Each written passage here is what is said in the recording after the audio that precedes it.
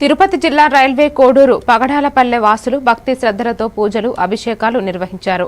సీతారామ లక్ష్మణ సమేత అయోధ్యాపతి శ్రీరామచంద్రమూర్తి ఆలయం నిర్మాణం మరియు 3వ వార్షికోత్సవం సందర్భంగా స్థానిక శ్రీ కోదండరామస్వామి గుడిలో ప్రత్యేక పూజలు చేశారు.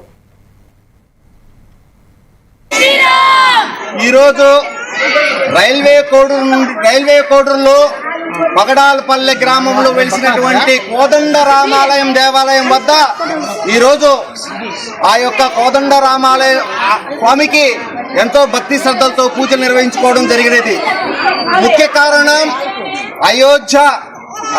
అయోధ్యాపతి శ్రీరామచంద్రమూర్తి యొక్క 3వ వార్షికోత్సవం సందర్భంగా ఈరోజు మన రైల్వే కోడూరులో ఈ యొక్క పగడాలపల్లి వాసులందరూ కూడా ఎంతో భక్తి శ్రద్ధలతో 2047 నాటికి ప్రపంచ దేశాల్లో మన భారతదేశం విశ్వగురువుగా నిలిచేందుకు ఆ శ్రీరామచంద్రుడి ఆశీస్సులు మనందరికీ ఉండాలని మనస్ఫూర్తిగా కోరుకుంటున్నాం.